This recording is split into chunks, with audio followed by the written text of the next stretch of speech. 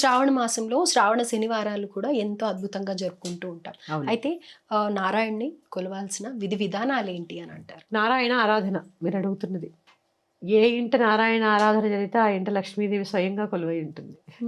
పైగా ఈ మాసం అంతా శ్రావణ మాసం అంటే చంద్రుడికి దగ్గరగా శ్రవణ నక్షత్రం ఉండే మాసం కాబట్టి శ్రావణ మాసం.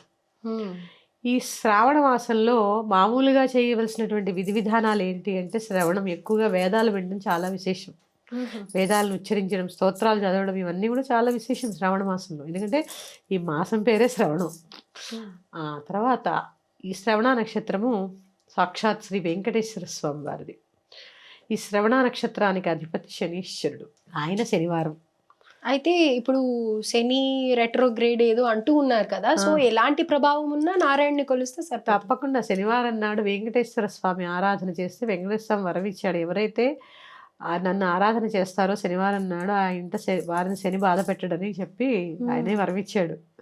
అందుకని ఈ శనివారం ప్రత్యేకంగా లక్ష్మీ మాసము, అలాగే శ్రవణ నక్షత్రంతో కూడి ఉన్న మాసం కాబట్టి ఖచ్చితంగా విష్ణు ఆరాధన బుధవారము, అలాగే ఈ శ్రీనివాస ఆరాధన శనివారము చాలా విశేషం. ఈ స్వామికి పిండి దీపాలు పెడుతూ ఉంటారు. ఈ శ్రావణ శనివారం నాడు ఉపవాసం ఉండి, ఉపవాసం అంటే మితంగా ఆహారం తీసుకుని పాలు పళ్ళు రజోగుణమైన ఆహారాన్ని వదిలేసి తీసుకొని చక్కగా పిండి దీపాన్ని వెలిగించి స్వామివారి దగ్గర విష్ణు సహస్రనామ పారాయణ చేసుకోవడము, గోవిందనామాలు చేసుకోవడం ద్వారా ఆ కలియుగ దైవం వెంకన్న యొక్క కృపా కటాక్షాలు శీఘ్రంగా లభిస్తాయి. ఆ ఇంట లక్ష్మి ఎప్పుడూ కొలువై ఉంటుంది.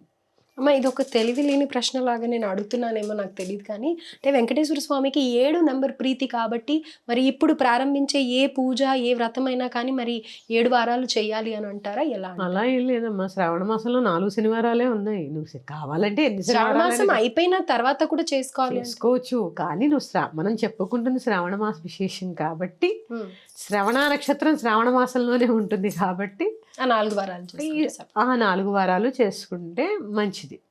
అంటే ఈ 7 శనివారాల వ్రతాలు ఇవన్నీ ఏవేవో రకరకాలు చేస్తూ ఉంటారు. శ్రావణ మాసంలో ఇంకా విశేషమైంది 16 సోమవారాల వ్రతం, చాతుర్మాసం అంతా చేస్తూ ఉంటారు. చాతుర్మాసంలోనే మొదలు పెడతారు మాది పౌర్ణమి నాడు. అందుకని చాలా విశేషమైన పూజలు ఉన్నాయి శ్రావణ మాసం అంతా. శనివారం దీనికి ప్రత్యేకత. స్వామివారి ఆరాధన చాలా ప్రత్యేకత. లక్ష్మీ అనుగ్రహానికి మంచి మెట్టు శ్రావణ శనివారం. శుక్రవారాలు శనివారాలు మొత్తం వారం అంతా పూజతో ప్యాక్ అయిపోయి ఉంటాం. సోమవారం ఇక్కడ గ్రహించవలసింది ఏంటి తెలుసా అమ్మ, కంక్లూజన్లో ఒకటి చెప్తాను. సోమవారం శివారాధన చేస్తాం, మంగళవారం గౌరీ ఆరాధన చేస్తాం, శుక్రవారం లక్ష్మీ ఆరాధన చేస్తాం, శనివారం వెంకటేశ్వర స్వామి ఆరాధన చేస్తాం.